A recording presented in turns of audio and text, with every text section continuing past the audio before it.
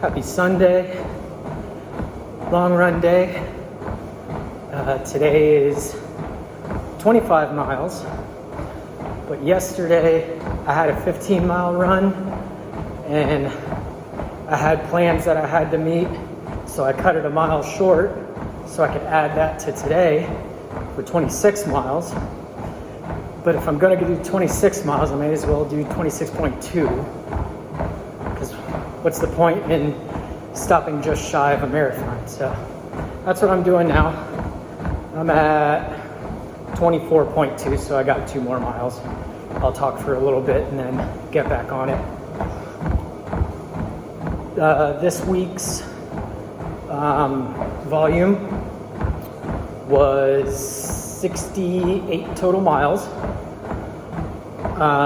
During the week, I had some 6-mile and 8-mile runs, and one of the 6-mile runs was hills, which is fun. And luckily, the apartment I moved into is right by a bridge, and it's a big bridge, so sailboats can go under it, and it's a half-mile long, so it's perfect for hills. So that was a good run that day. I was talking to my coach-to-be, future coach Ebe, at the Anvil. I'll talk about that in a second. And he said he liked that I was doing treadmill training. For me, it's kind of a convenience thing. If the weather sucks or if I don't feel like going out and dealing with traffic and crossing streets and all that, and I want to get it done quick, I'll just come down here, downstairs in my apartment building and knock out the miles. But he brought up a good point that it's good mental training, which it is, because it's boring as shit. There's nothing to look at. I don't know if it's cheating or if he knows about it, but I bring my phone and I'll watch a movie or something. And since I was doing a marathon today, I loaded up the Zack Snyder cut of Justice League, because I know that's a long one. And I finished that. I started another movie. I'm kind of working through that, but it's still really boring. And it's not like running naturally, because you don't really carry momentum. So, I don't know, it's hard to describe. It's hard to run faster on a treadmill. I know it seems kind of counterintuitive because you're not propelling yourself, you're just kind of keeping up with a treadmill.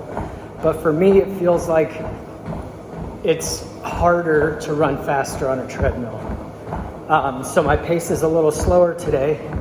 Plus, I tried to come out at a good hard pace.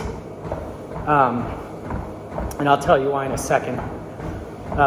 And I hit a wall around 15 miles, which feels kind of nice because I haven't hit a wall in a marathon in a long time, mainly because I always start slow.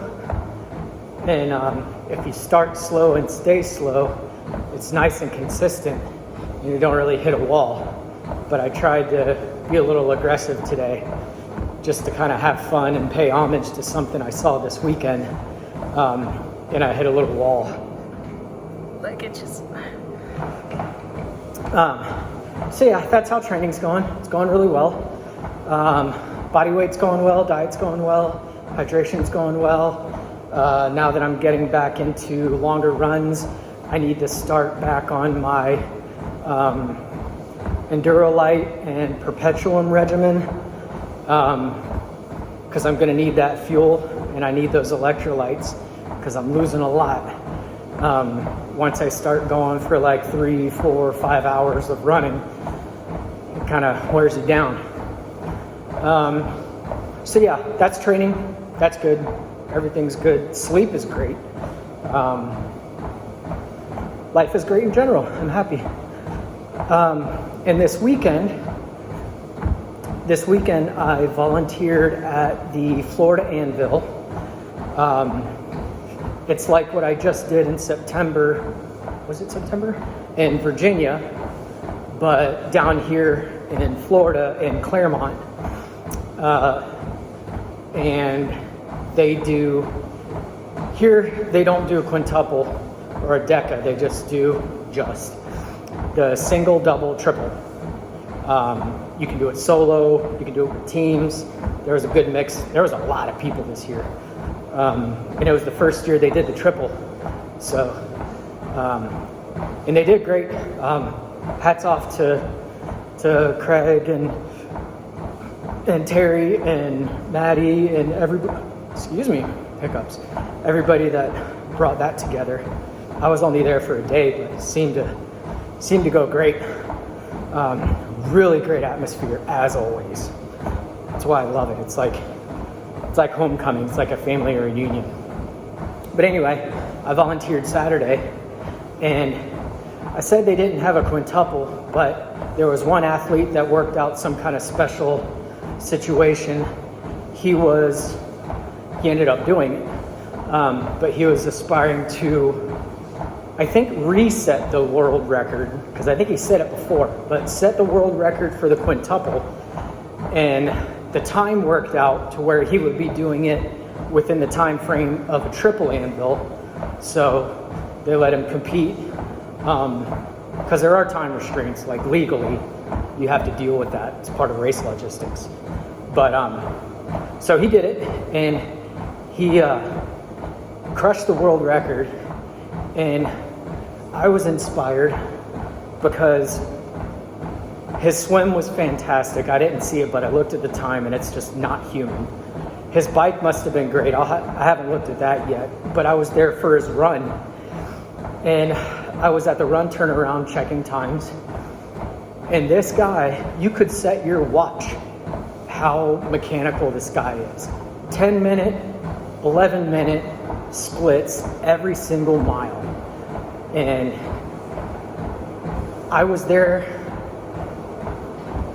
just about to the finish. And whenever I left the race the run turnaround like 11 or 12. He finished at like 7 p.m. But when I left and I checked in a couple times later up to like mile 100, 120, he was still keeping that pace. And 10-minute miles. That's after the swim, after biking 560 miles. The swim was 12 miles. The guy was just so consistent, it was freaky. And not only do I wish I could just keep a pace like that for that long, but I don't know if I will ever be able to keep a 10-minute pace for 100, 120, 130 miles. It's just insane. So today, I came down to the treadmill, and I wanted to do it on the treadmill anyway, but it's easy to set the treadmill to the time that I want, the 10-minute splits. And I figured I was inspired by him, and if he did 131 miles at 10-minute splits, I should try and do my run today at 10-minute splits. And that worked great till about mile 15, and I hit a wall. The rest is history. I got about a mile and a half left to go. But yeah, I was super inspired. I always leave really inspired whenever I go to those races, whether I'm competing or whether I'm volunteering. I always leave with this restored inspiration, like a restored focus, like the reason I do this, and being inspired by other people and inspiring myself when I look back on the things that I've been doing in training and the steps that I've taken along the way, the structure that I'm building, and being around all that camaraderie is all very inspiring. So it's a really good breath of fresh air, especially now. I'm almost halfway through this training. I forgot to mention it's week 8. Time's flying. Out of 20, week 8 of 20. So yeah, it's going to be nice to have that rejuvenation and go for the next 12 weeks of training. It's warming up. which is good, not because it's comfortable, but because this race is going to be super hot. It's middle of May, Key Largo to Key West, exposed to the sun the entire way, pavement, very hot. So the weather's warming up, and that's good for my training. So I'll be getting used to that.